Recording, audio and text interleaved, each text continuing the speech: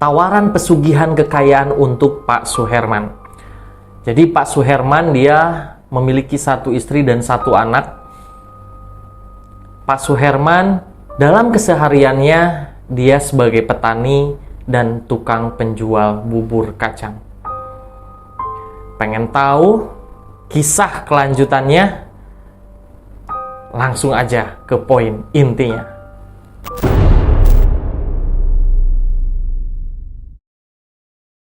Assalamualaikum warahmatullahi wabarakatuh. Jumpa lagi bersama saya Kang Ian di channel Juriga Euy. Oke teman-teman semuanya, dari video yang pertama kita sudah melihat respon daripada penonton. Saya mengucapkan terima kasih banyak untuk channel baru ini. Mudah-mudahan teman-teman suka. Cerita ini terjadi pada tahun 1993. Saat itu Pak Suherman dia memiliki 1 orang anak yang masih kecil, usianya sekitar 4 tahun. Dan dia tinggal di sebuah rumah yang sangat kecil.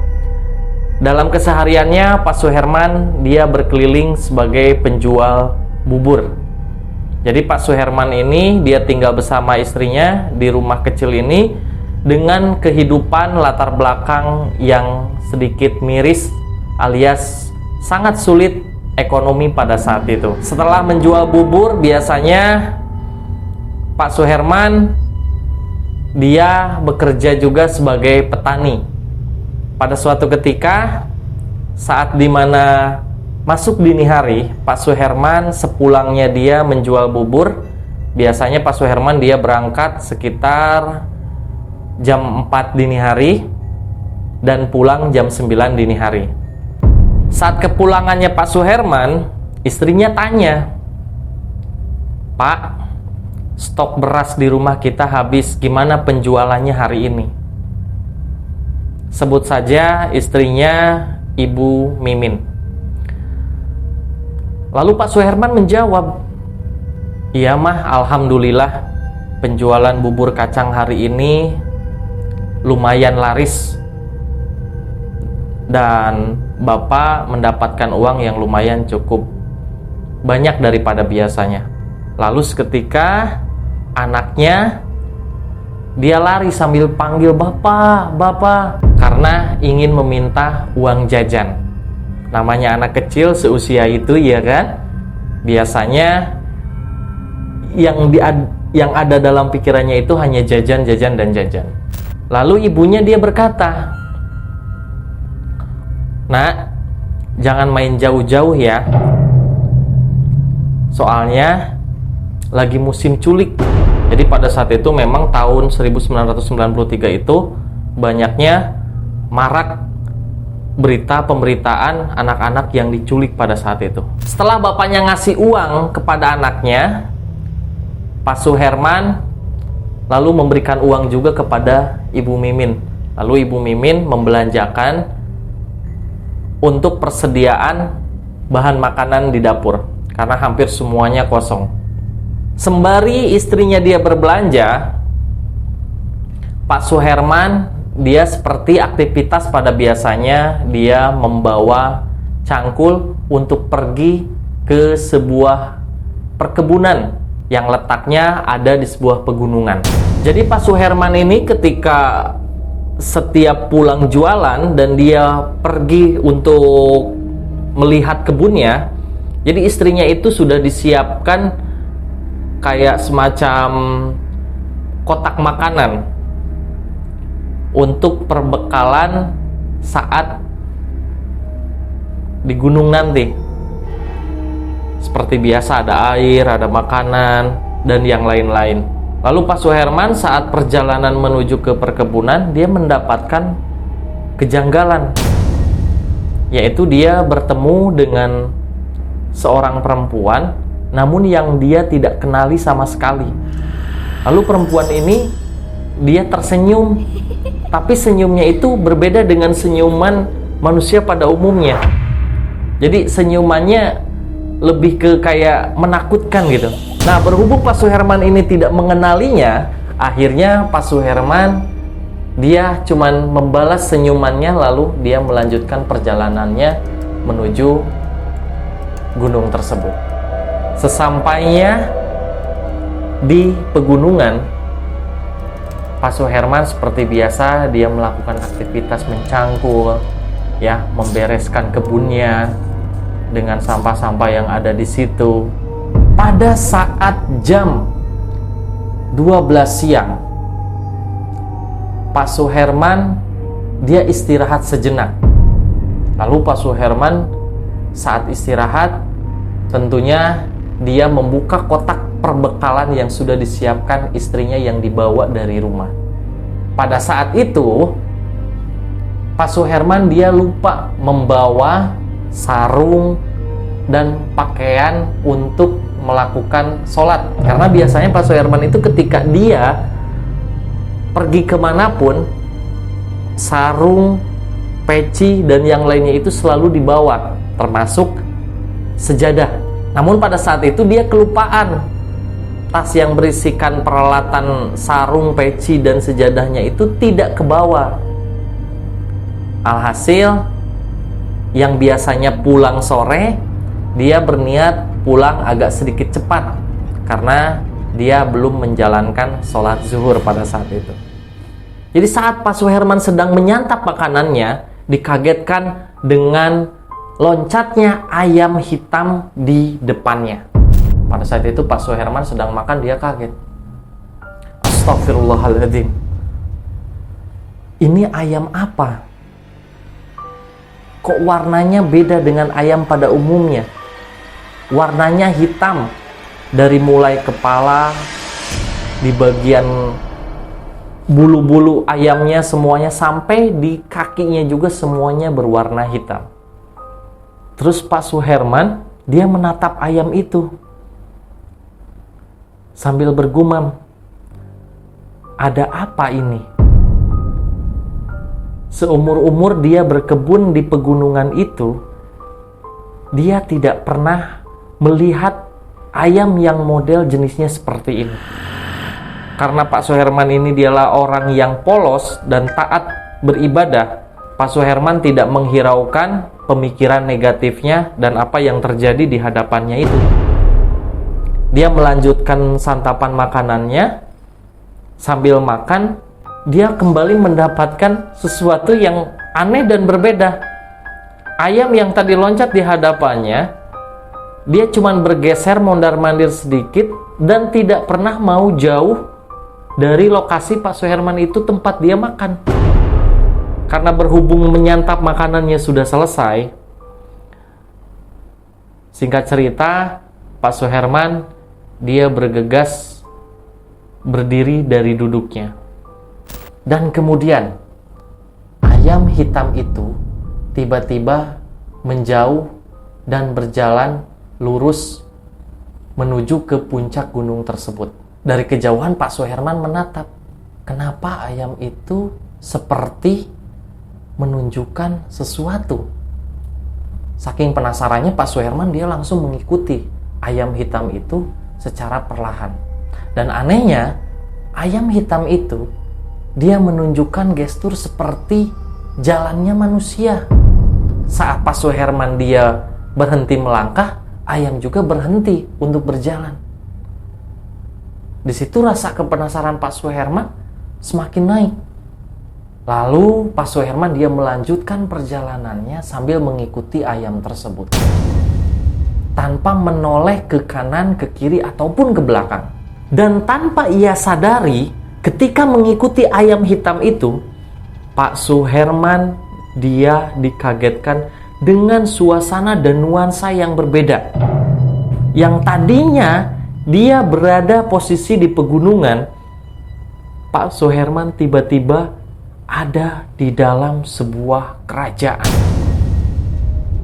Sebuah istana yang begitu cukup megah, namun tidak ada satu orang pun di situ dan tidak melihat satu prajurit pun di situ. Karena pada umumnya ketika masuk ke sebuah istana ataupun kerajaan, biasanya kan tentunya ada yang namanya prajurit. Namun ini tidak ada sama sekali. Yang dia lihat cuman ayam yang sedang berjalan menuju ke dalam kerajaan. Kalau tadi dia sadar saat dimana tiba-tiba dia di dalam benteng kerajaan, jadi belum masuk ke dalam tempat rajanya gitu. Nah, terus masuk, ngikutin ayam tersebut. Tiba-tiba ketika sudah berada di dalam kerajaan tersebut, dia melihat wanita yang sangat cantik, komplit dengan busana kerajaan pada saat itu.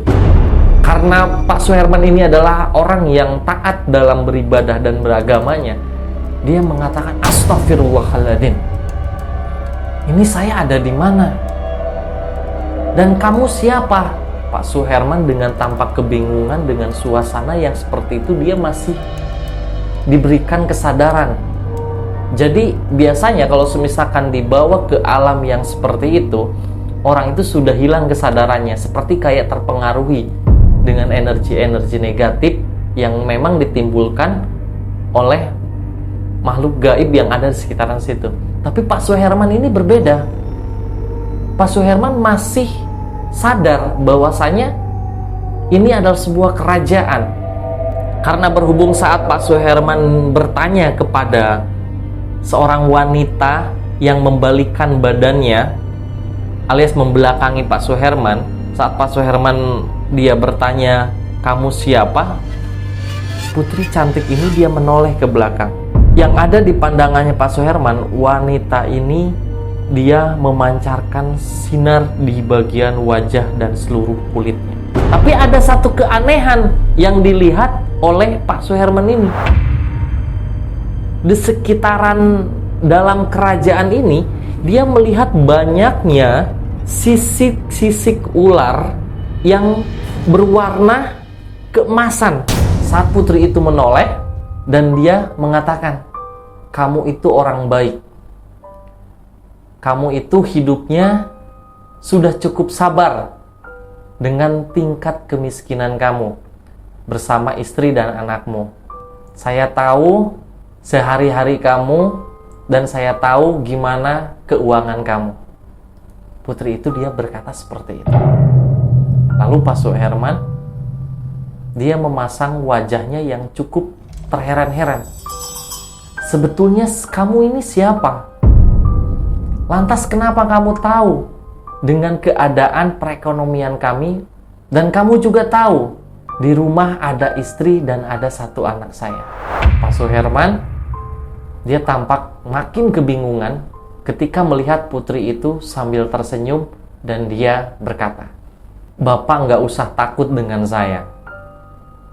Saya tidak akan berniat jahat." Jadi si putri ini dia menggunakan teori konspirasi. Jadi seolah-olah mengocek alam sadar atau pemikirannya Pak Suherman ini. Sehingga Pak Suherman sedikit demi sedikit dia mempercayai apa yang disampaikan oleh putri cantik ini. Dan kalian tahu, beberapa pertanyaan yang dilemparkan Pak Suherman kepada wanita cantik yang ada di dalam kerajaan itu selalu dijawab dengan penuh sopan santun, sehingga Pak Suherman terpukau dengan adab yang dimunculkan oleh wanita cantik tersebut. Dan seketika, tanpa disadari Pak Suherman, di belakang ada dua wanita yang membawa makanan untuk Pak Suherman. Jadi Pak Suherman saat dia berhadapan dengan putri tersebut atau wanita cantik tersebut, ya tanpa disadari di belakangnya itu sudah ada dua wanita cantik yang menyiapkan makanan yang enak-enak. Nah, kebetulan Pak Suherman itu di alam nyatanya itu dia baru saja beres makan dan dia masih merasa kenyang, sehingga beruntungnya Pak Suherman dia menolak semua makanan yang disediakan oleh wanita cantik ini, sehingga putri yang ada di hadapannya merasa tidak dihargai. Namun karena kedok jahatnya tidak mau terbongkar, oleh manusia ini atau oleh Pak Suherman. Alhasil Putri tetap dia melemparkan senyuman yang begitu ramah di depan Pak Suherman. Tapi hatinya dia kesal. Lalu putri cantik ini dia memberikan penawaran yang berbeda dengan mengatakan, "Bapak, kalau Bapak ingin keluar dari kerajaan ini, Bapak silahkan tinggal pilih barang yang ada di depan itu." Jadi ada suatu benda yang dimana bentuknya itu ayam. Yang satu ayam yang kecil jantan, yang satunya ayam yang betina, bentuk ayam betina, tapi di bentuknya itu seperti kayak patung gitu ya. Jadi diam aja, benda yang ada di depan itu bentuknya ayam, tapi diam aja gitu loh, nggak ada pergerakan. Lalu Pak Suherman dia terheran-heran, kenapa harus mengambil di antara satu ini? Maksudnya di antara dua ini, salah satunya harus diambil, kenapa? Itu merupakan suatu syarat untuk Bapak keluar dari tempat ini. Terus Pak Suherman dia menjawab, "Maaf Putri, saya nggak mau mengambil satupun yang ada di dalam kerajaan ini." Putri tersebut dia berkata lagi, "Pak, jika Bapak mengambil salah satu daripada barang yang ada di depan Bapak itu, kehidupan Bapak akan berubah. Bapak akan memiliki banyaknya kekayaan. Bapak bisa membahagiakan anak, atau Bapak bisa membahagiakan istri." Seperti yang tadi saya katakan, Pak Suherman itu dia memiliki keteguhan hati dan keyakinan yang sangat kuat karena dia sangat rajin beribadah dan dia orangnya sangat-sangatlah sabar.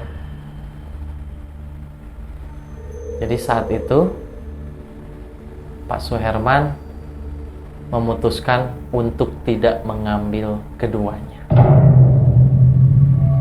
Pak Suherman dia memejamkan mata sambil membaca doa.